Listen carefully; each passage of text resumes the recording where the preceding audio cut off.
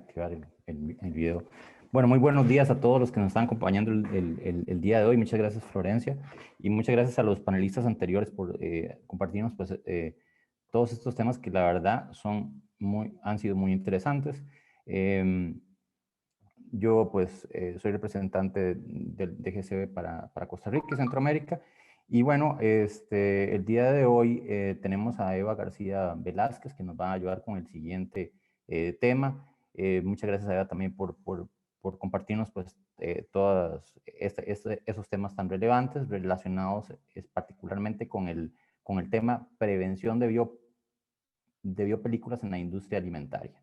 Ella nos va a compartir a continuación este tema y antes voy a hacer un pequeño resumen de su trayectoria, un resumen sencillo de la trayectoria de Eva para darle paso posiblemente a su ponencia. Eva pues es licenciada en Medicina Veterinaria y Zootecnia de la Universidad de El Salvador. Tiene también un posgrado, una maestría en Ciencias de los Alimentos en la Universidad de Costa Rica y también tiene un posgrado o estudios adicionales en la parte de gestión de salud ocupacional y ambiente. Ella también pues tiene una serie de estudios relacionados con buenas prácticas de manufactura, HACCP, y pues todo lo referente a los sistemas de gestión de inocuidad, donde se ha desarrollado y dado consultoría implementando diferentes sistemas de gestión en organizaciones de primer nivel en el ámbito de los sistemas de gestión de inocuidad propiamente. También pues es auditora en sistemas de gestión para la FSC 22000, está calificada. Y pues bueno, sin más le damos paso a Eva, quien nos va a compartir este tema tan interesante. Muchas gracias, Eva. Bienvenida.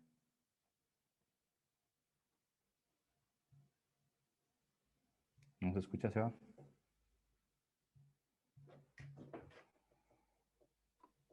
Buenas. Sí, adelante, Eva. Buen día. Muy buenos días a todos. Es un honor para mí estar con ustedes en este congreso con datos muy interesantes, ¿verdad? Que los participantes han propuesto. ¿Me pueden dar, por favor, para compartir? Muchas gracias.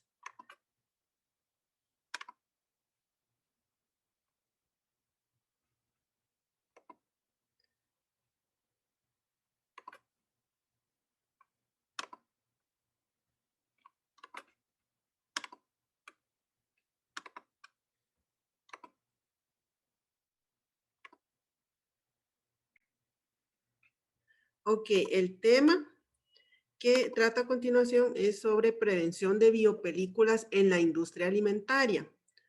Todos estamos relacionados de alguna manera con las biopelículas, o incluso hemos tenido que ir al dentista porque se nos ha acumulado placa bacteriana. Esos son una acumulación de bacterias que se conocen con el nombre de biopelículas.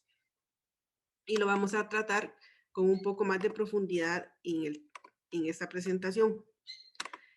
Ok, desde la prehistoria, los seres humanos hemos tenido que convivir con microorganismos, aunque ni siquiera supiéramos que existían. Entonces, tenemos civilizaciones que lograron hacer fermentaciones a partir de levaduras, por ejemplo, en cerveza, en panes, incluso en carnes fermentadas, pero no sabían muy bien por qué sucedían estas reacciones. Entonces tenemos estos grandes culturas como los sumerios, los egipcios, los babilonios y también en Japón que obtenían productos a partir de la fermentación de alimentos consumidos en sus culturas. Por ejemplo, en Japón, el sake, etcétera, todo eso estaba muy relacionado a la acción tanto de microorganismos como de levaduras, pero no lo sabían.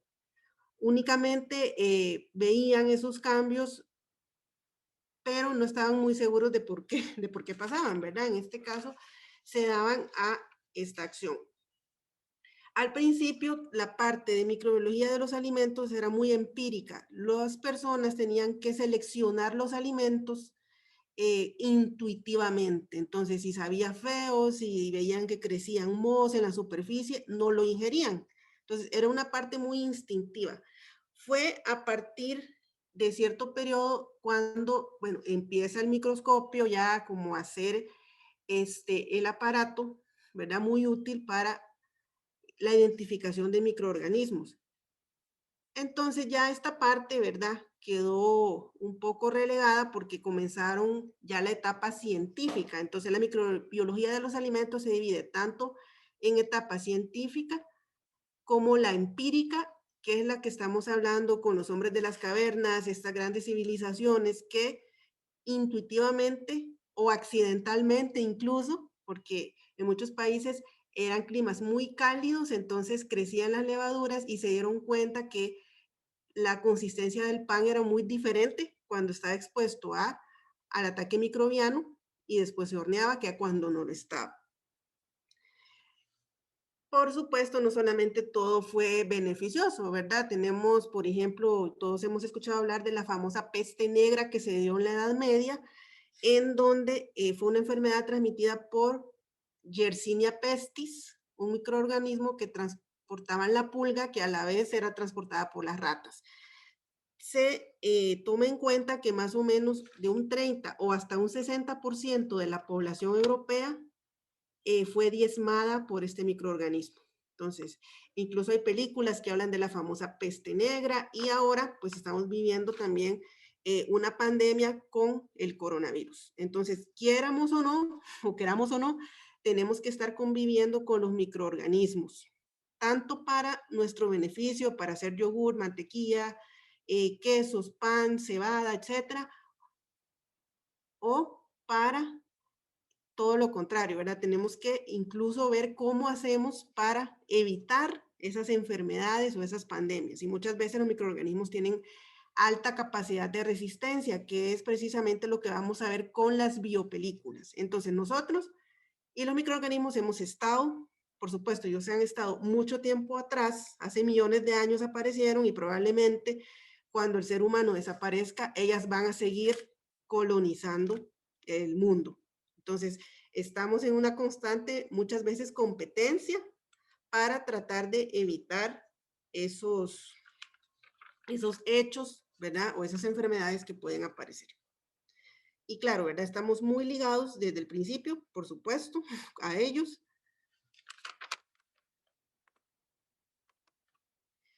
Y aquí ya vamos a hablar un poco, ya dejamos de lado los egipcios, los babilonios y vamos a 1674, en donde el científico Anthony van Leeuwenhoek descubre a los microorganismos utilizando un microscopio que él mismo perfeccionó. Es decir, ya habían microscopios que incluso Robert Hooke había inventado en el año de 1600, pero él únicamente había visto microorganismos que él llamaba microorganismos, pero en realidad eran células, por ejemplo, células de corcho, otras células de pequeños animalitos, ¿verdad? Pero no eran microorganismos como tales, sino que él los pensaba, ¿verdad? Que eran la forma de vida más pequeña que existía hasta que llegó Van Leeuwenhoek, en donde él descubrió los microorganismos precisamente porque era una persona muy curiosa. Él incluso era comerciante de telas y en esas épocas necesitaban hacer un control de calidad a las telas por medio de lupas. En este caso, eh, él con su curiosidad comenzó a perfeccionar los microscopios de antes, dándoles mayor resolución y describe con exactitud numerosas formas microscópicas que al principio, por supuesto, estaba muy lejos de la definición de microorganismos con sus estructuras como lo conocemos hoy en día, pero él lo llamó animálculos. Entonces, comenzó a experimentar con absolutamente todo lo que tuviera enfrente, incluso con sus propios fluidos. Él observó que en su placa dental había células bacterianas agrupadas. Y bueno, se considera la primera persona que tuvo acceso a este mundo invisible que son los microorganismos. Entonces, yo me lo imagino, ¿verdad? Viendo absolutamente todo lo que se le pusiera enfrente, como decimos, para ver qué es lo que había. De hecho, muchos dibujos que él había hecho están muy exactos a los que podemos incluso encontrar nosotros con microscopios más avanzados. descubrió la forma de los bacilos, de los cocos, de los espirilos, incluso del esperma, y por supuesto fue un gran científico. Sin él, muchas teorías que se daban antes, como la de la generación espontánea, que incluso desde la antigüedad se pensaba que la materia viva crecía a partir de la nada o los microorganismos salían a partir de la nada. Entonces sus descubrimientos fueron pie para investigaciones como este gran otro científico, ¿verdad? Louis Pasteur, que entre otras cosas descubrió, por decir algo, la pasteurización de la leche. De ahí viene su nombre, ¿verdad? Louis Pasteur, pasteurización, precisamente porque indujo a que las otras personas supieran de que los tratamientos térmicos con un cierto tiempo podía acabar con la flora presente en los alimentos, incluso con los microorganismos patógenos. Que antes muchas enfermedades estaban asociadas a castigos divinos, a esta parte mágica, ¿verdad? Entonces ya con la parte científica, pues ya se descubrió que eran los microorganismos los que provocaban enfermedades infecciosas como la de la peste negra. Mucha gente antes en la Edad Media se intoxicaba con micotoxinas porque los granos estaban mal almacenados y al aumentar la humedad producían micotoxinas. De la cebada, por ejemplo, empezaban a convulsionar porque les afectaba la parte neurológica y la mayoría de personas en la Edad Media tenía ese pensamiento, que era precisamente por castigos divinos o algo malo que habían hecho. Entonces ya con esto fue un gran descubrimiento. Ya empezó Pasteur y empezaron otros científicos a descubrir ciertas enfermedades, incluso muchos microorganismos tienen los nombres de las personas que los descubrieron. Entonces dio pie a muchos avances, incluso ahora se siguen descubriendo microorganismos, ¿verdad? Con diferentes especies, diferentes características. Entonces, bueno, yo no me imagino, o no sé si él, Leeuwenhoek, supo que era la primera persona que tenía acceso a este mundo invisible y tal vez no tuvo esa sensación de ser único, ¿verdad? Porque en este caso fue la primera persona que lo hizo. Entonces, por ahí va la parte de historia de los microorganismos. Entonces, esta observación que él hizo en su placa dental, él vio que habían células bacterianas agrupadas en comparación a los microorganismos libres que andaban en aguas, ¿verdad? De ríos o de lagos. Entonces, él hizo esa diferenciación. Entonces, es un poco de historia, ¿verdad? Para que vean de dónde o cómo se ha originado el descubrimiento de estos seres fascinantes que son los microorganismos.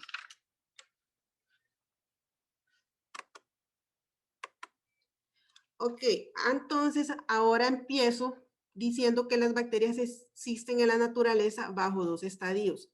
Las bacterias planctónicas, que son de libre flotación, es decir, andan individualmente, cada quien, como decimos, en sus asuntos, y son individuales, son células totalmente individuales. Y están las bacterias sésiles, que son integrantes de colonias de microorganismos llamadas biopelículas. Entonces, una bacteria sésil es aquella que convive con otra y que incluso necesita de las demás para poder sobrevivir de una mejor manera. De hecho, el mecanismo de biopelículas es una forma de supervivencia de las bacterias. Es algo parecido a lo que nos pasa a nosotros como seres humanos, ¿verdad? Cuando decimos que la unión hace la fuerza. Probablemente lo que haría una individual no lo haría ya en grupo. Entonces, es un mecanismo muy interesante que vamos a tratar con mayor profundidad. Ok, son estructuras complejas de asociación de microorganismos que pueden ser tanto de la misma especie como de diferente especie, que crecen todas juntas dentro de una matriz polimérica extracelular compuesto por carbohidratos adherida a una superficie, y esta superficie, y aquí es la parte interesante, con las industrias alimentarias. Estas superficies pueden ser vivas o pueden ser inertes, pueden ser bióticas o abióticas. Entonces ya mencioné que pueden crecer en la placa dental, ¿verdad? De hecho, la placa dental es una asociación de biopelículas. Entonces, ¿qué pasa? Tenemos que ir incluso al dentista para que la remuevan porque es muy difícil de quitarla y la prevención es lavándose los dientes regularmente. Está compuesta, ya mencioné, de polisacáridos, proteínas, lípidos y ácidos nucleicos. Entonces piensen en la biopelícula como una gran ciudad de bacterias en donde incluso tienen canales de comunicación entre ellas, donde pueden agarrar nutrientes, agarrar agua. Es algo muy fascinante y generalmente antes las investigaciones se relacionaban con estudiar organismos individuales, no tanto con la biopelícula, pero ahora ya se han dado cuenta que las biopelículas pueden ser incluso de importancia más grande que las individuales. Incluso se conoce que más o menos el 1% de las bacterias convive de forma individual en vida planctónica y el 99% restante convive en forma de biopelícula, precisamente como mecanismo increíble de defensa.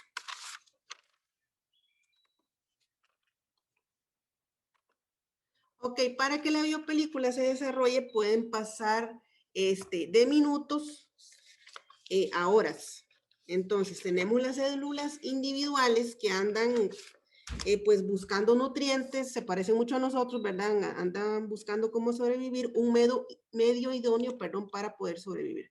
Entonces la célula individual llega, detecta una superficie y por unos mecanismos que tiene, como por ejemplo los pili o las fimbrias, que son como pelitos que tienen alrededor, se enganchan por medio de unas partículas que se llaman adhesinas, que les permiten esa adhesión a una superficie. Vamos a ver más adelante que la superficie también influye en la forma de adhesión de ellas. Entonces, se adhieren, se multiplica por fisión binaria, es decir, que de una sale otra idéntica y comienza su reproducción. Después empiezan a producir estos exopolisacáridos que son excretadas al exterior y comienzan a sintetizar esa matriz. Es como un pegamento o como un escudo ante el medio que los rodea. Claro, después empieza a crecer, a madurar, incluso se pueden incorporar bacterias de diferente especie, incluso pueden convivir bacterias y hongos en la misma biopelícula, porque bueno, tienen todos los nutrientes necesarios, no hay un límite, ¿verdad? Digamos que es como un gran hotel de 5 estrellas. Entonces, saben que tienen todo y que están protegidas y empiezan a crecer y a madurar la biopelícula. Y por supuesto, esta matriz de exopolisacáridos se endurece, es como un cemento, como un escudo.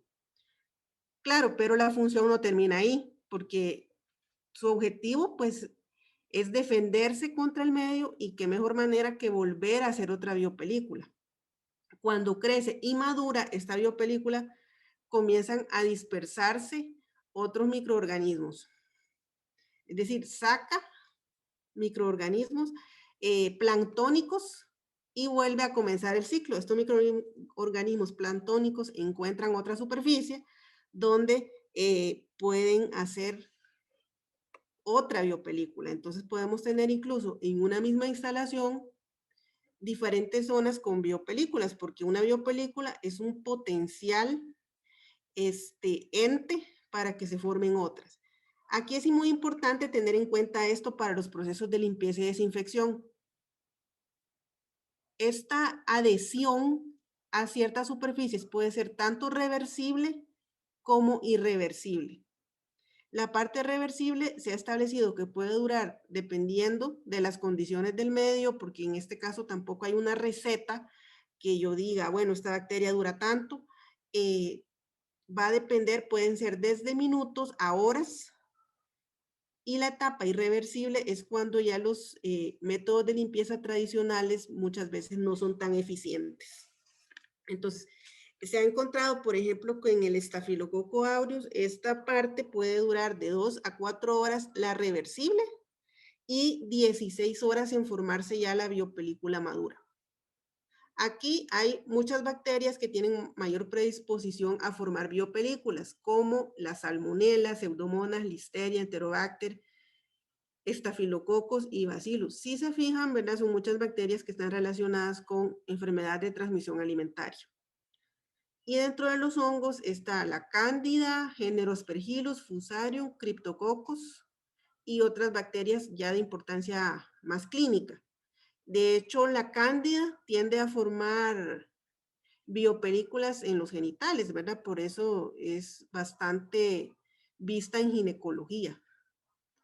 Entonces, en este caso, pues tenemos esta ciudad de bacterias, que tienen incluso sus propias señales de comunicación, sus canales, incluso puede inducir a que otras bacterias lleguen, ¿verdad? Como yo mencioné, es como un hotel que cuando uno va por la carretera y ve hotel 5 estrellas, fulanito, ¿verdad? A tal distancia. Y después vuelve otra vez a repetirse la misma señal. El hotel está ya a 2 kilómetros. Cuando ha pasado 1 kilómetro, vuelve a repetirse otra vez la señal. Entonces, algo así pasa con este quorum sensing, que así es como se llama este mecanismo de señalización celular que atrae a más bacterias. Entonces, es algo evolutivo sumamente interesante desde el punto de vista científico. ¿Qué es lo que pasa con la parte de alimentos? Bueno, no la queremos para nada en nuestra planta ni en nuestra industria, porque lo que hace es que esta protección genera incluso resistencia a los métodos tradicionales de limpieza y desinfección. Entonces, contamina los alimentos, las materias primas. Incluso en los hospitales las biopelículas son bastante problemáticas porque pueden adherirse a los catéteres. Entonces una persona está recibiendo suero por un catéter que tiene una biopelícula, que tiene microorganismos que en algún momento pueden liberar células planctónicas que ocasionan enfermedad. Entonces a ese grado, ¿verdad? Llegan las biopelículas, tanto en hospitales, por supuesto, en plantas de alimentos, y genera toda esta contaminación. También produce daños en los equipos porque puede bloquear incluso algunas membranas que tengamos para pasteurizar algunos jugos o para filtrar, entonces las bloquea. Produce la biocorrosión, que es la corrosión que se da en metales, pero originada por microorganismos. Entonces producen estas enzimas que tienen la capacidad de corroer los metales. Y también se dan pérdidas de energía al bajar la luz, ¿verdad? El túnel de ciertas mangueras, y por lo contrario, esta parte energética de los fluidos necesarias para lograr ciertas funciones, se disipa el calor o absorben el calor, por lo tanto se dan pérdidas de energía y los procesos de limpieza y desinfección o ese tratamiento térmico que estamos haciendo en esa tubería no es la adecuada, precisamente porque esa capa de microorganismos está interfiriendo con la transferencia de calor que estamos aplicando en ese momento.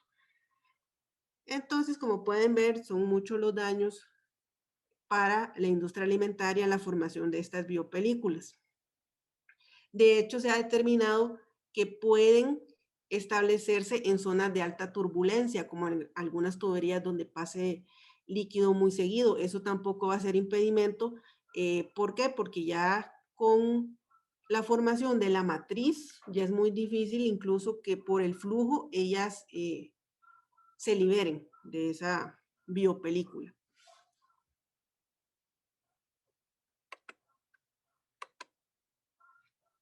Ok, ¿cuáles son las características de la superficie? Entonces, bueno, me pueden preguntar en cuáles superficies tienden ellas a colonizar más que en otras.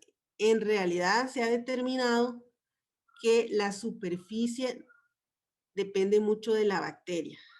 Se han hecho investigaciones, por ejemplo, la bacteria Legionella, que también tiene importancia clínica, que está en la parte pulmonar, afecta la parte pulmonar, ella tiene más preferencia para colonizar superficies de látex o con este material que con el vidrio.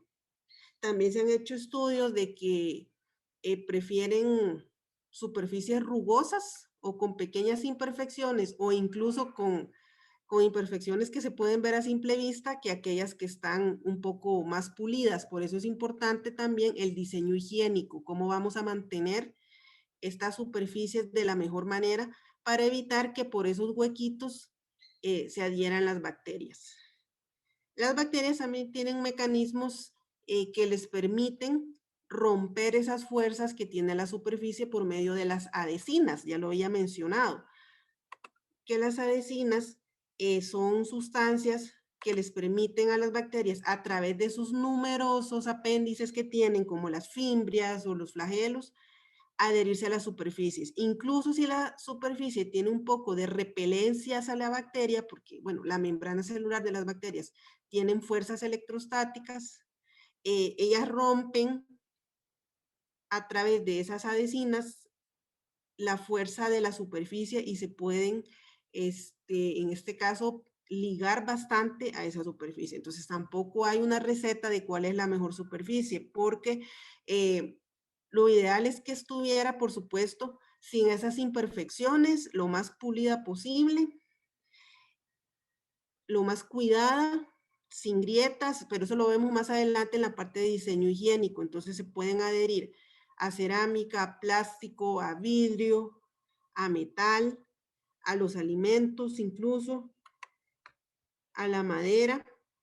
Claro, la madera, por ejemplo, presenta características de más rugosidad a nivel microscópico, ¿verdad? Entonces, en este caso, tenemos que evitar la madera y es parte de las buenas prácticas, ¿verdad? Todos los reglamentos de alimentación hablan de que cómo tiene que ser las superficies. Limpias, fácil, que sean fáciles de limpiar, que ojalá sean de colores claros, lo más lisas posibles, que resista los procesos de limpieza y desinfección y que no se vayan a ver muy dañadas porque vamos a estar constantemente limpiando y desinfectándolos con ciertos materiales. Entonces, en este caso, tenemos que tener todo impecable, pero también tener en cuenta que tampoco hay una receta de las biopelículas a la hora de elegir superficies, porque también se ha demostrado que ciertas bacterias tienen más afinidad por superficies hidrofóbicas como el teflón o el caucho, mientras que otras presentan mayor preferencia por superficies hidrofílicas como el vidrio o el metal. Y, por supuesto, el tiempo es importante. ¿Por qué? Porque ellas para formar las adhesinas y poder romper esa tensión entre la superficie y la bacteria tiene que tener tiempo. Entonces, para tener en cuenta que pueden ser en muchas superficies y no solamente porque tenga una carga hidrofóbica o el teflón, que uno podría decir, bueno, les va a costar más, incluso algunas bacterias, eso no es impedimento. Entonces, lo podemos tener incluso en refrigeradores, como podemos ver acá, en mesas de trabajo, en los mismos empaques, en tablas, en cerámica. ¿Por qué? Precisamente porque tienen esos mecanismos. Incluso en los barcos crecen mucho las biopelículas. Cuando uno ve algún barco con cierta morosidad, el acero, por ejemplo, ellas pueden crecer ahí. Entonces tampoco vamos a decir que hay ciertas superficies que tienen más afinidad porque eso pierde mucho de la bacteria, ¿verdad? Como ya mencioné, la legionela, por ejemplo, específicamente, tiene preferencia con el látex que con el vidrio.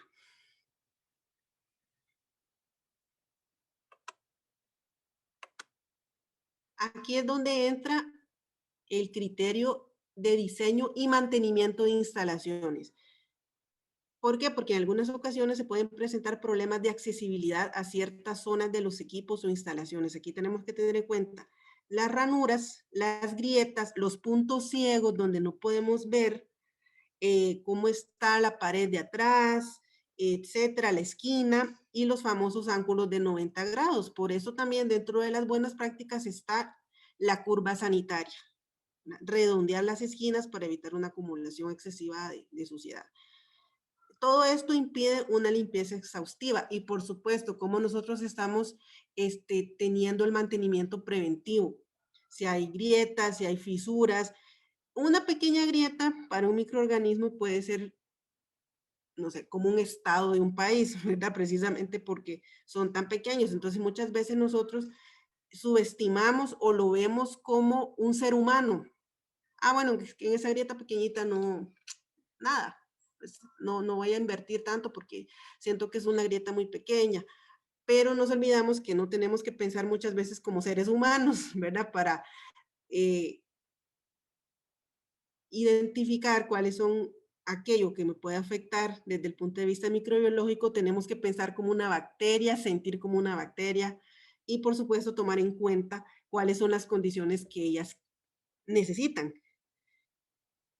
Y eso es importante porque si la biopelícula se encuentra en estado maduro, ¿verdad? Que ya los exopolisacáridos están bien definidos, puede que no se logre el efecto de los agentes limpiadores que puedan romper o disolver esta matriz de sustancias poliméricas extracelulares. Entonces, primero el diseño higiénico, porque ya vimos que incluso pueden crecer o pueden adherirse a acero inoxidable si no es limpiado con regularidad.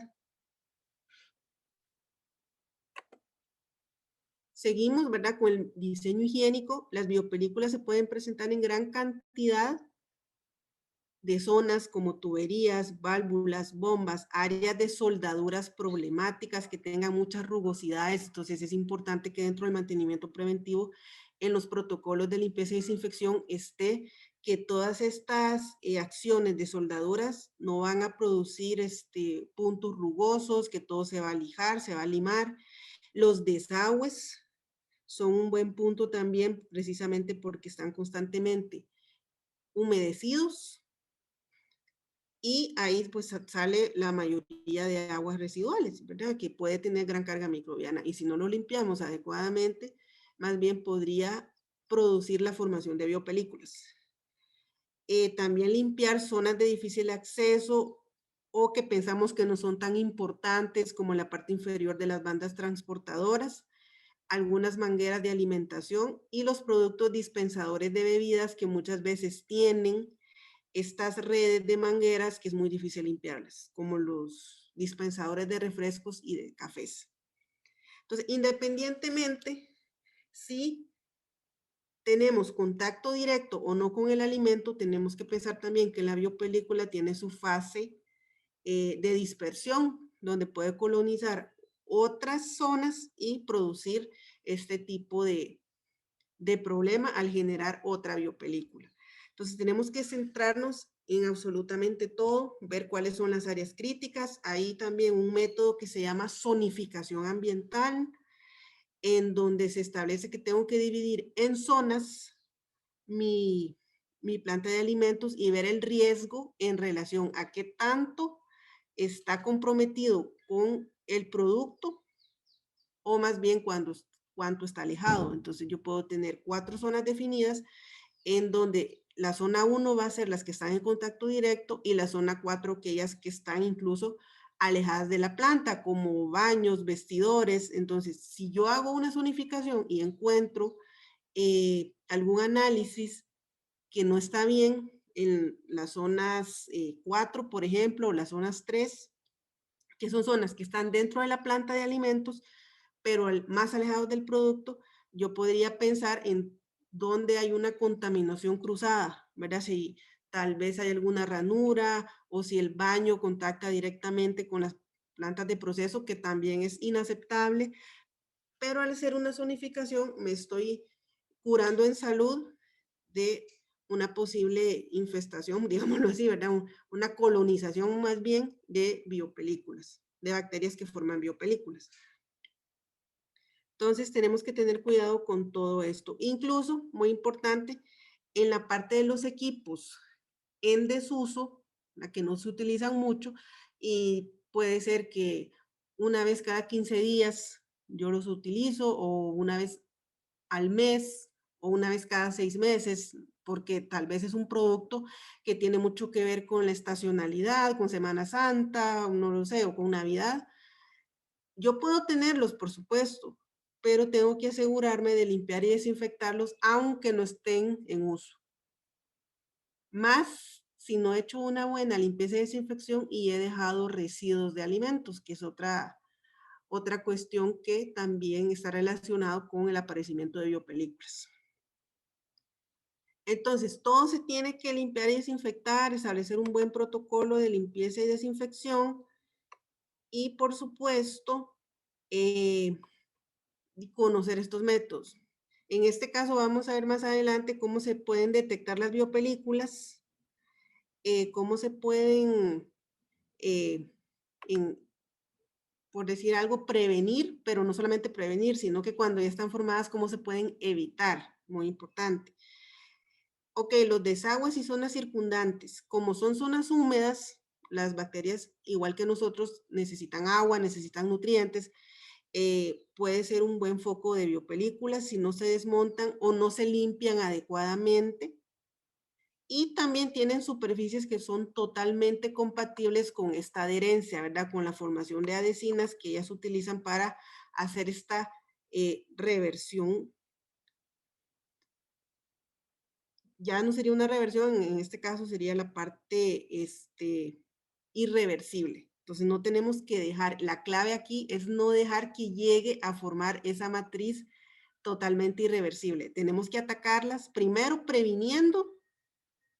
¿Con qué? Con la limpieza y desinfección constantes y segundo, eh, establecer pasos para evitar que se forme esa biopelícula. Entonces las tuberías muchas veces depende de si tiene, por ejemplo, carga orgánica, material de este tipo, material orgánico que yo no limpie bien, podría generarse una biopelícula porque ellas tampoco necesitan de mucho alimento. Volvemos a lo mismo, son microorganismos, entonces pueden actuar y alimentarse muy diferente a nosotros. Entonces, si se pueden desmontar ciertas partes, sería lo ideal, ¿verdad? Las partes de los desagües, porque tienen todas las características para que se formen biopelículas. Entonces, muchas veces toda la planta está bien, pero los desagües no lo están. Cuando son puntos un poco más de riesgo, porque ahí se descargan todas las zonas que pueden arrastrar las bacterias patógenas y estas características que he dicho.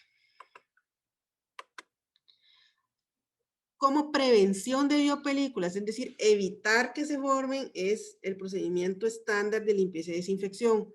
Retirar los residuos en seco, hacer una limpieza en seco, hacer un enjuague, un primer enjuague, un prelavado, con por supuesto el agua tiene que ser potable, aplicar algún detergente, vamos a ver un poco más adelante cómo actúan, hacer un enjuague para eliminar restos de detergente, porque también si desinfectamos con detergente se puede haber una interferencia con el desinfectante.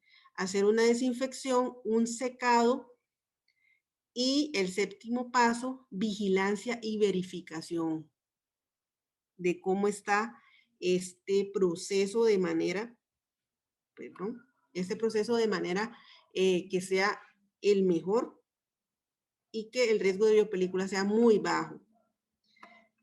Entonces, la mejor forma es evitar la formación de esta matriz extracelular, evitar incluso que lleguen a la parte irreversible y se tienen que ejecutar correctamente los pasos establecidos en los procedimientos operacionales de sanitización. Eso también implica que unas zonas pueden tener un procedimiento diferente a otras, dependiendo del riesgo. Entonces, toda la parte de alimentos ahora está basada en el riesgo. Yo utilizo procedimientos basados en el riesgo de tener determinado peligro, ¿verdad? En mi proceso. Y si yo veo que tiene características para formación biopelículas, yo puedo también modificarlo y establecer un procedimiento un poco más estricto.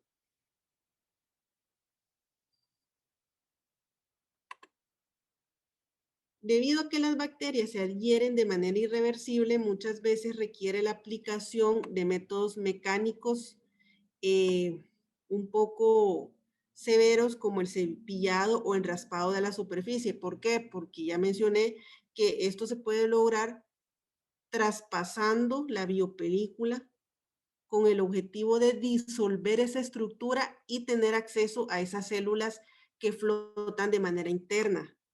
Yo no hago muchas veces nada si desinfecto una biopelícula ya madura, porque no alcanza, ¿verdad? Ese tipo de sustancias sobre la biopelícula.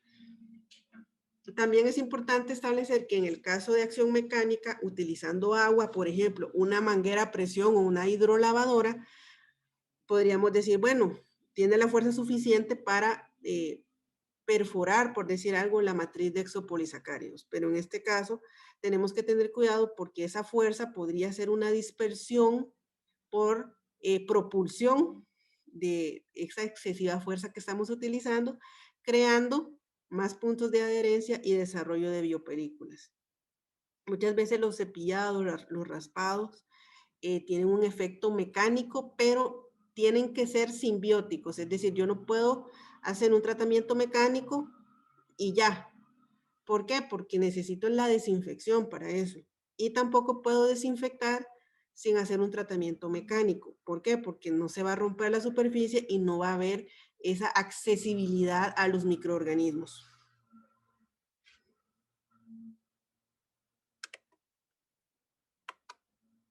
Aquí podemos tener para inhibirlas agentes surfactantes que lo que hacen muchas veces es englobar partículas o disolver materia orgánica, incluyendo bacterias, ¿verdad? Microorganismos.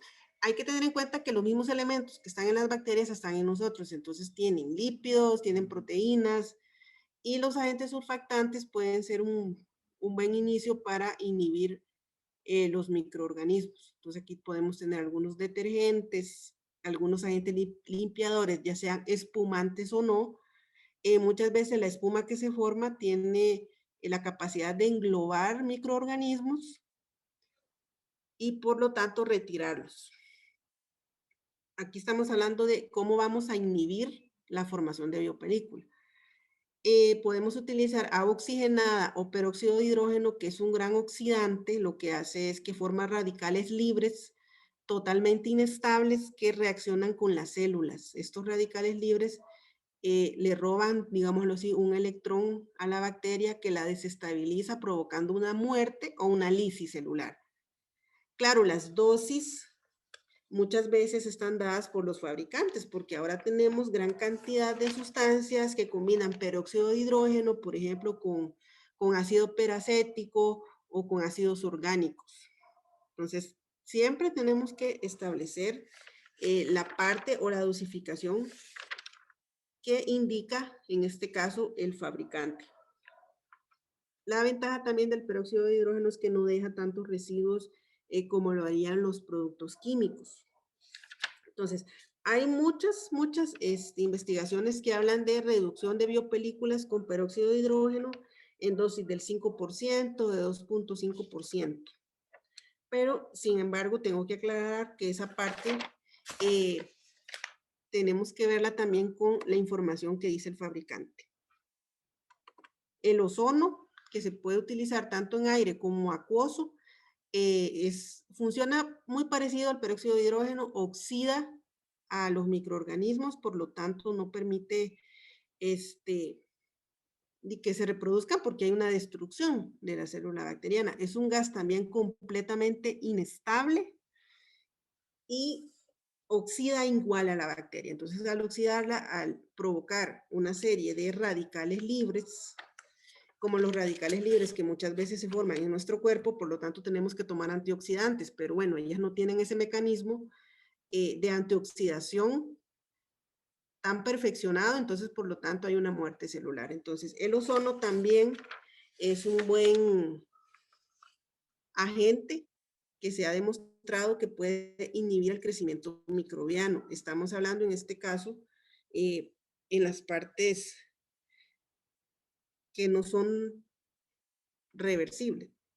No, perdón, en la parte irreversible. Estamos ahorita en la parte irreversible, porque todos estos lo que hacen es que inhiben el crecimiento microbiano.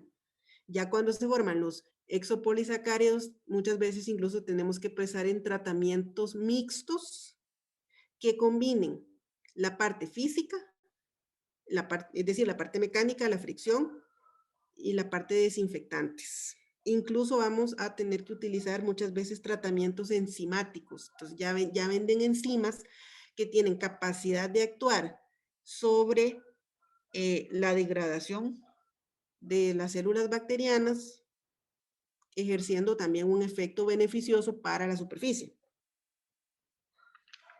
Se han usado también, o hay mucha información sobre los agentes antimicrobianos naturales o aceites esenciales. Entonces se ha determinado, por ejemplo, que los polifenoles, porque estos antimicrobianos lo que tienen son metabolitos secundarios, esos metabolitos secundarios les ayudan en la naturaleza para protegerse contra la radiación solar, para protegerse contra insectos, entonces, y por supuesto para protegerse de microorganismos. Entonces tienen naturalmente ciertos compuestos que son totalmente antimicrobianos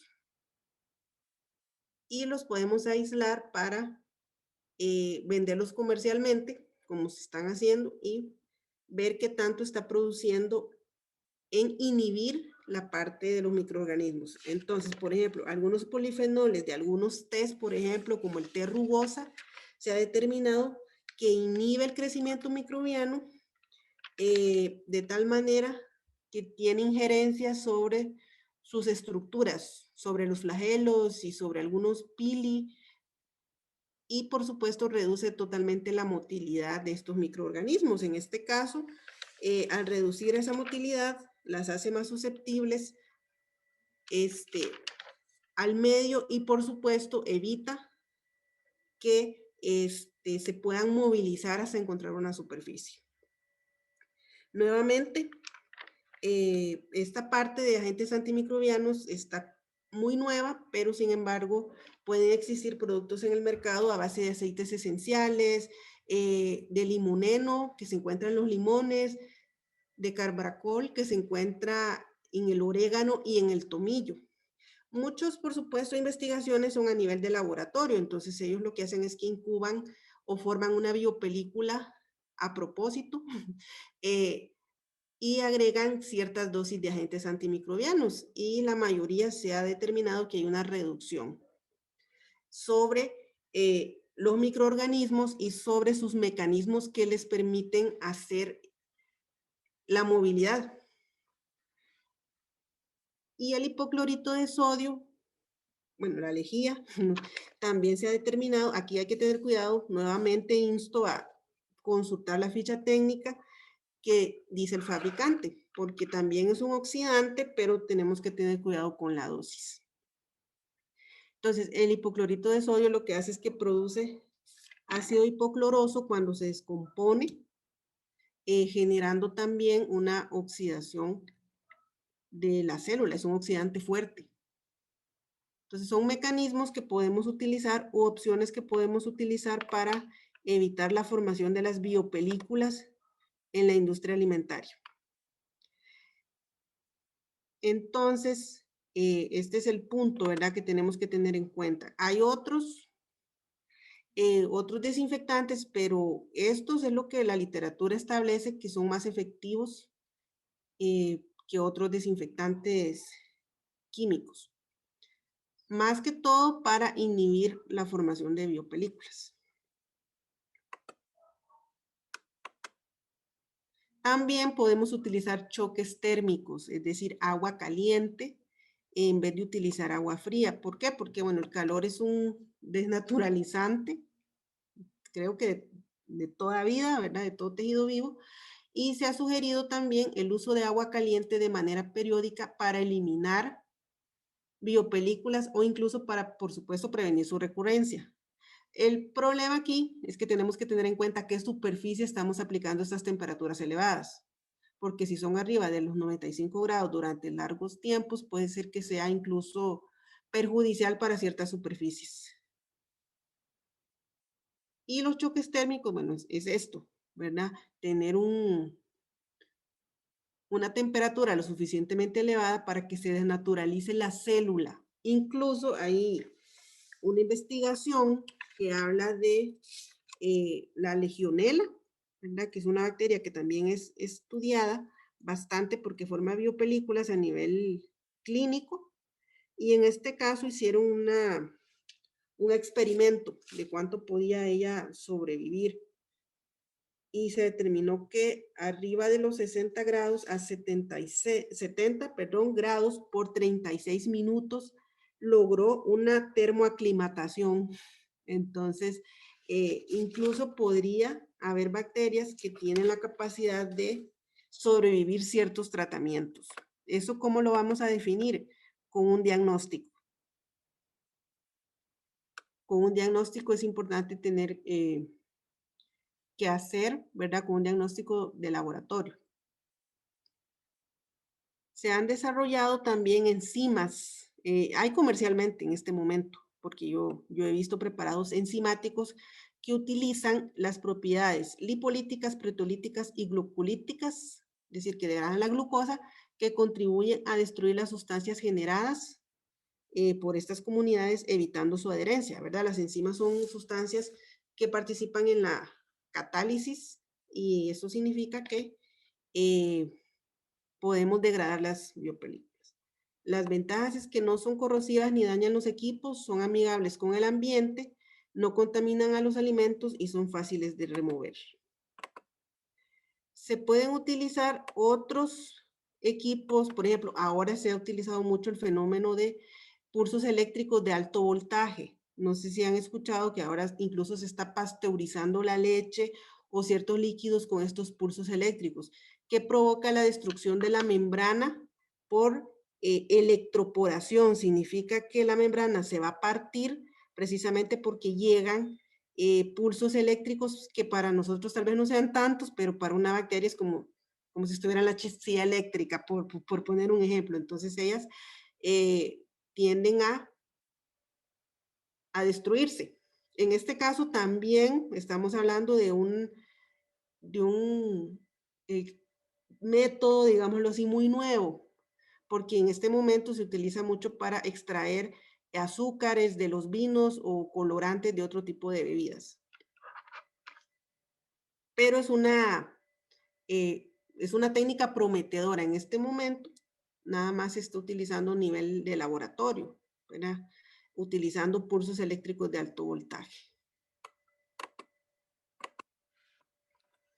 ¿Cómo vamos a detectar biopelículas? Un método fácil y sencillo es la inspección visual de las superficies. Muchas veces, por supuesto, puede ser un poco no tan efectivo, pero también dentro de los procedimientos de limpieza y desinfección tiene que estar un paso que diga, bueno, voy a limpiar y desinfectar, y al final del POES que estamos aplicando, identificar si la superficie efectivamente quedó limpia. Entonces, nos puede también generar grandes ventajas. ¿Por qué? Porque las biopelículas pueden subsistir si se les dan los nutrientes. Y si, sin embargo, no tenemos, como digo yo, ojos de microscopio, por lo menos podemos establecer el paso de que se ha inspeccionado antes de irnos. Conteos microbiológicos tradicionales de microorganismos en superficies y productos. Bueno, hay varias legislaciones que establecen cuáles son los niveles en superficies que tienen que tener ciertas bacterias. No vamos a darlas todas porque es un tema muy grande, pero podríamos utilizar conteos microbiológicos cada cierto tiempo.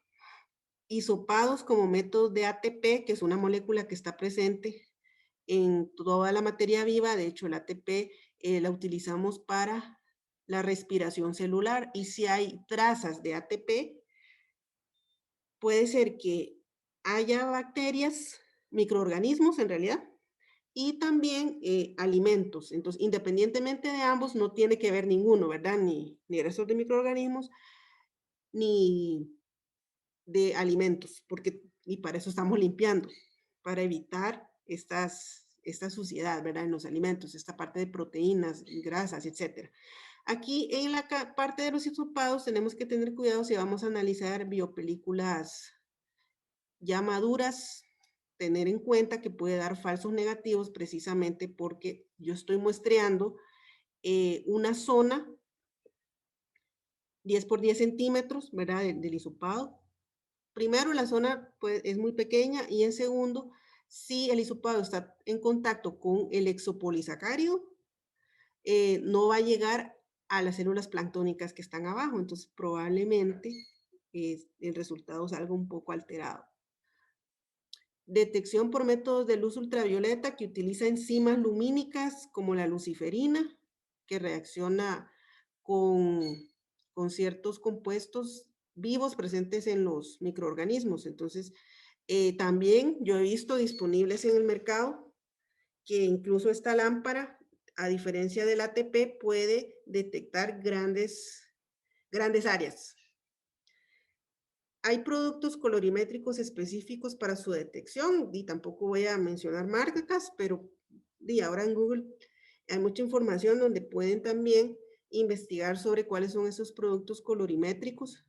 Es como una espuma o puede ser un líquido en donde yo agrego en alguna superficie, enjuago y si queda marcado con algún color es porque hay formación de biopelículas. Es decir,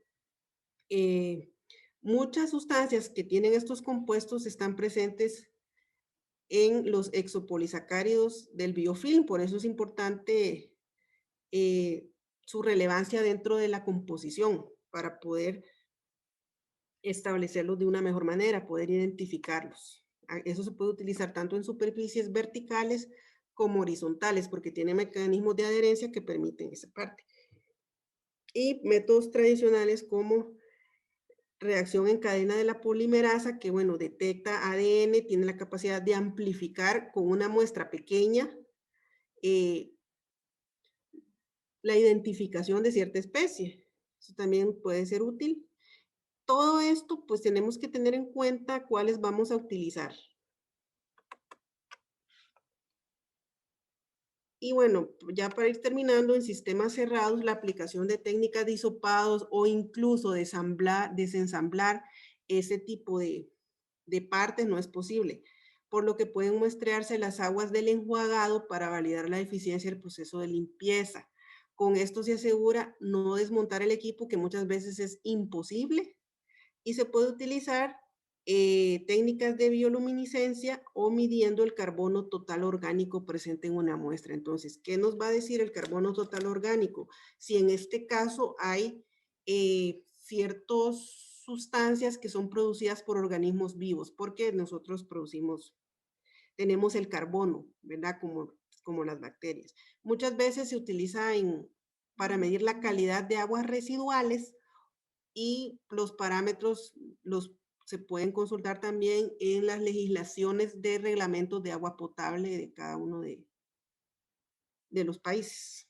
¿Verdad? Eso se mide por miligramo de carbono por litro.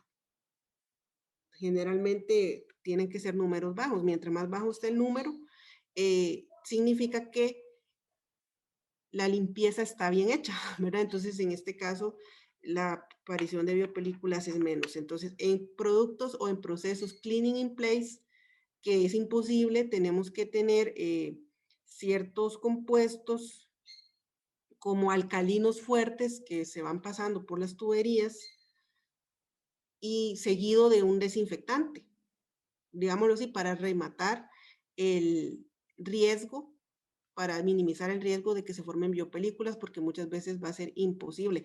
Incluso si tenemos microscopios propios de la organización, podemos tomar hisopados y ver si hay algunas células planctónicas por ahí. Eso también podría indicar una superficie.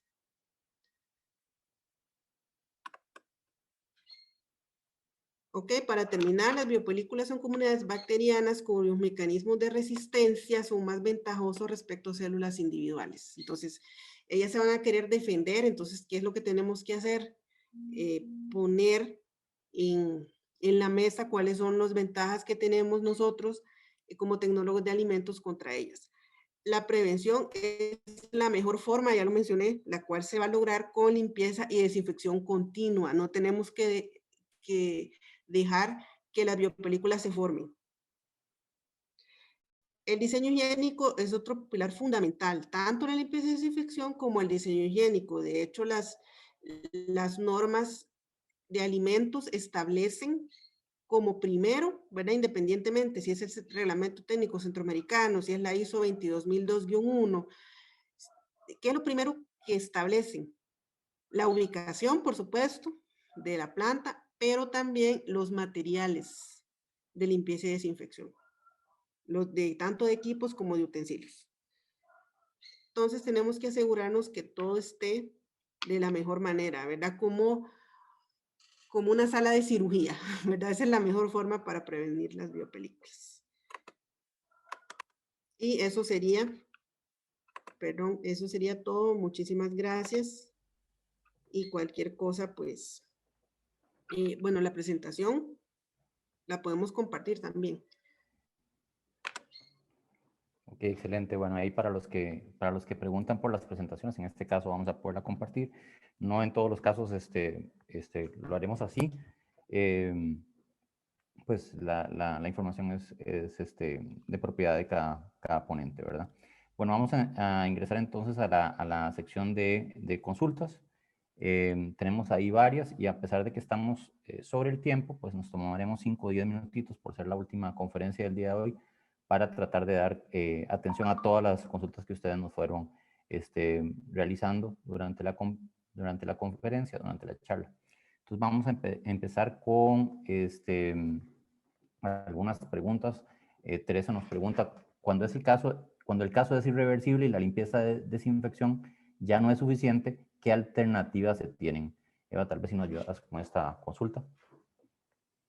Ok, sí, ya había mencionado que cuando la matriz es irreversible, lo mejor es utilizar métodos mecánicos que me puedan hacer la suficiente presión para exponer las células planctónicas adentro de la biopelícula, pero también hablé de pulsos eléctricos, de ultrasonido, la sonicación, ¿verdad? La sonicación implica que yo exponga al medio a ciertas vibraciones de tal forma que se me formen incluso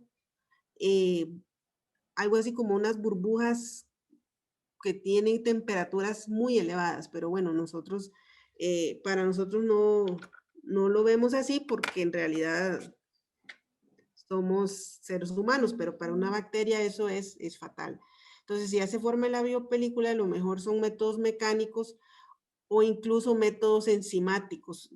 Aquí sí es importante hablar con varios proveedores porque si estamos hablando de tuberías, probablemente necesitemos pasar dentro de la tubería una mezcla, un cóctel, como los venden actualmente, de sustancias enzimáticas que tengan la capacidad de atacar los exopolisacáridos, porque ellas tienen la capacidad de degradar los carbohidratos, las proteínas que están presentes en los organismos vivos, incluyendo en los exopolisacáridos. Entonces podemos usar, si la superficie es bastante accesible, el tratamiento mecánico, y si no, podríamos pensar en un tratamiento enzimático, de forma que las enzimas de la sustancia puedan penetrar y degradar la sustancia exopolisacárida y poder exponerla a los microorganismos que están adheridos como células planctónicas. Excelente, gracias, Eva, muy claro. Así, algunas de las preguntas las hicieron durante la charla, ¿verdad? Entonces, algunas hasta fueron contestadas en las láminas siguientes. Vamos a tratar de enfocarnos en aquellas que sí fueron, que no fueron contestadas o que requieren alguna atención especial. Giovanni nos dice, por lo que veo, los modelos de sanitización deben ir más allá de lo tradicional y enfocarse en evitar la formación de las biopelículas. ¿Cómo sería la matriz de sanitización y cómo sería para hacerlas más eficientes? Ok, sí, por supuesto. Tenemos que también romper algunos paradigmas en cuanto a la limpieza y desinfección. Antes, como mencioné, mucho estaba enfocado en la eliminación de las células individuales. Ahora tenemos esta super mecanismo que son las biopelículas. En este caso, bueno, cuando digo de basado en el riesgo, tengo que tener en cuenta los materiales, tengo que tener en cuenta cómo está la porosidad hacer análisis microbiológicos y zonificación ambiental, si yo veo que tengo más susceptibilidad a tener biopelículas porque tengo un sistema totalmente cerrado, mi producto genera gran cantidad de materia orgánica, de residuos, que incluso puedo pensar, si no los uso mucho rato, ¿verdad? Si, por ejemplo, produzco una vez por semana, quiere decir que necesito antes de irme tener todo eso, como dije, como una mesa de cirugía. Entonces, muchas veces, eh, en base al riesgo, se puede determinar qué tipo de superficies puedo yo limpiar y desinfectar de esa manera.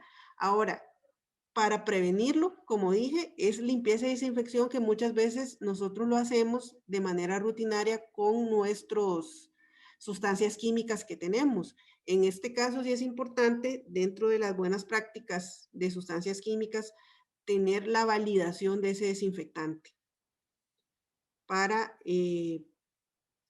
hacer una mejor integración de todo lo que estamos hablando. Entonces, ya expuse algunos métodos, incluso podrían incorporarlos dentro de su planes de limpieza y desinfección, pero básicamente es eso, es no dejar que la célula bacteriana a través de las adhesinas se adhiera a una superficie y lo logramos con limpieza y desinfección constante. Entonces ahí, por ejemplo, yo no mencioné el etanol al 95 ni mencioné los amonos cuaternarios, porque específicamente son estos sustancias que mencioné los que tienen un poco más de acción contra las biopelículas, pero por supuesto, si estamos haciendo una limpieza y desinfección más constante, ese riesgo no va a estar, porque todos los días voy a limpiar y desinfectar hasta tener la plena certeza de que ni siquiera van a llegar a la superficie, o si llegan, no van a tener nutrientes residuales disponibles y voy a estar haciéndolo de una mejor manera. Entonces ahí sí puedo utilizar amonios cuaternarios, puedo utilizar etanol cuando lo estoy haciendo de manera regular y podría implementar incluso una vez al mes o una vez cada 15 días aplicar tratamientos enzimáticos o todos los que hemos visto, ozono en la superficie, como forma de prevención de biopelículas. Y si lo queremos hacer incluso, aplicarlo de manera regular, también lo podemos hacer. Podemos aplicar ozono, podemos aplicar este, otros métodos que vimos, la parte de agua caliente, por ejemplo, en algunas superficies, podemos utilizarlo. Ahora hay unos vaporizadores que no bañan, digámoslo así, una instalación, porque eso es importante tenerlo en cuenta cuando estamos hablando de productos secos, ¿verdad? No vamos a introducir agua con la consecuente formación de micotoxinas en granos o en harinas. Entonces podríamos utilizar vaporizadores que lo que hacen es que a través del calor seco, eh, que no tiene tanta humedad, puedo yo hacer este tipo de limpieza o de desinfección. Bueno, en este caso estamos hablando de desinfección con vapor seco, entonces utilizo un vaporizador para poder penetrar mejor, incluso al estar en forma de vapor, pueden subir o penetrar ciertos puntos que no son tan estratégicos, limpiarlos. Entonces yo incluso puedo tener diferenciadas cuáles superficies voy a utilizar este tipo de métodos y cuáles no. Probablemente abajo, la mesa y todo lo que esté más accesible, puedo utilizar mis procedimientos.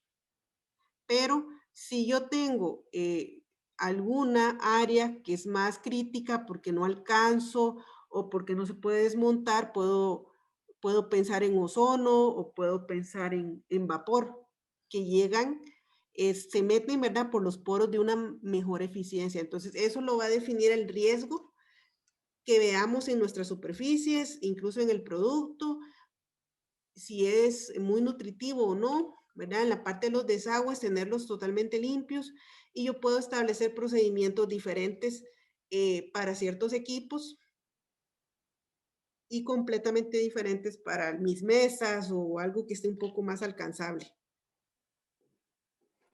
Excelente, Eva. Vamos a terminar con un par de preguntitas más, ya para dar por finalizado las charlas del día de hoy. Don Giovanni nos pregunta cómo integrar el enfoque de biopelículas al modelo de sistema de gestión de inocuidad desde la planeación, implantación, evaluación y las auditorías inclusive. Sí, exacto. Estamos hablando del riesgo. Tengo que ver primero qué tipo de condiciones tengo en mi planta que puedan aumentar el riesgo de tener biopelículas. Entonces ya mencioné, bueno, si hay unos equipos que están, digámoslo así, inalcanzables, puedo utilizar algún gas o algún vapor o algunas superficies que sean más riesgosas que otras. Puedo utilizar el sistema de utilizar enzimas. Entonces, yo me imagino que se refiere al ciclo PHVA, ¿verdad? Planear, hacer, verificar y actuar. Exacto. Ujú. Entonces, en este caso, y tengo que, desde el principio, tengo que pensar en forma proactiva para evitar biopelículas. ¿Qué superficies tengo? Por ejemplo, a las refrigeradoras, ¿qué tanto se están limpiando? Porque recuerden que la listeria es una bacteria, por ejemplo, que está muy relacionada con retiro de alimentos, incluso en congelados. Entonces, ¿qué tipo de equipos tengo y si esos equipos están en mayor contacto o no de mi alimento?